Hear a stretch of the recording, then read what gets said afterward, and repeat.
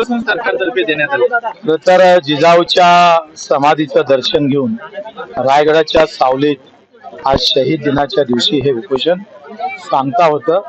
भरत साहेब योगेजी कदम काल मुख्यमंत्र्यांनी जो फोन केला, शिंदे साहेबांनी केला, त्यांचे शब्द निश्चितच या भूमीत प्रमाण ठरेल आणि त्यांनी आल्यामुळं आम्हाला निश्चितच हे बळ आमच्या सर्व आंदोलनाला भेटलं आहे आणि या बळातून माझा दिव्यांग, माझा शेतकरी बांधव निश्चितच आश्वासित आणि त्याला कुठेतरी आनंद भेटेल.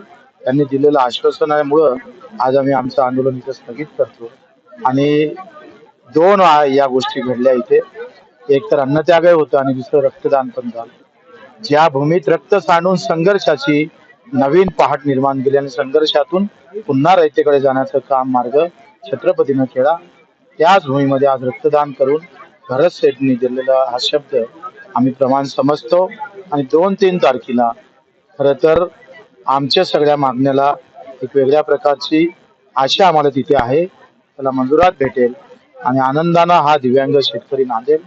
कारण इथं दिलेला शब्द हा रायगडाच्या पायथ्याशी या मातीत दिलेला शब्द आहे, तो शब्द खोटा ठरणार नाही असं नक्की मला खात्री आहे. आणि म्हणून आजचं आंदोलन गेल्या 3 दिवसाचं माझं दिव्यांग बांधव कानाकोपऱ्यातून गडचिरोलीपासून तर प्रत्येक ठिकाणाहून इथं आला स्वतःच्या पैशानं, त्यांचंही मी आभार मानतो, त्यांना मानाचा मुजरा अर्पण करतो.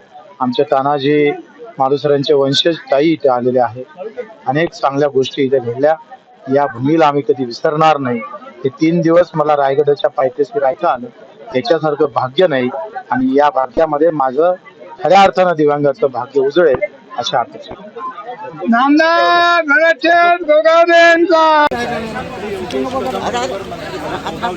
त्यांनी आपली भेट घेतली. आज उपोषण जो आहे ते सांगता या ठिकाणी आपल्याला काय आश्वासन सरकारतर्फे देण्यात आलं.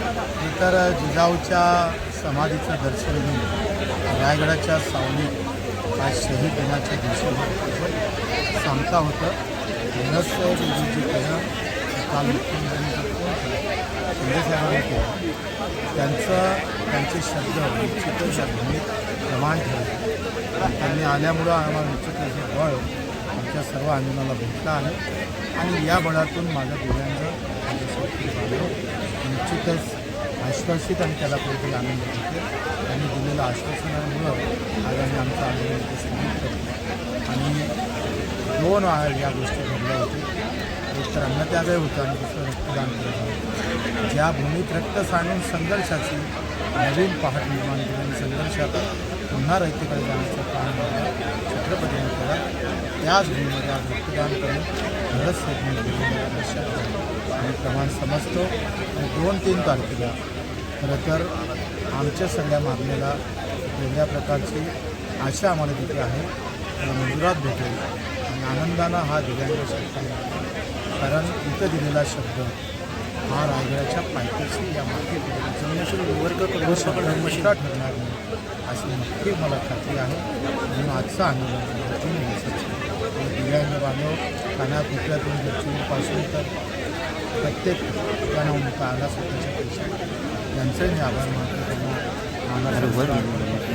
आमच्या तानाजी मालुसरांचे वंशज काही इथे आलेले आहेत. अनेक चांगल्या गोष्टी इथे घडल्या, या भूमीला आम्ही तिथे विसरणार नाही.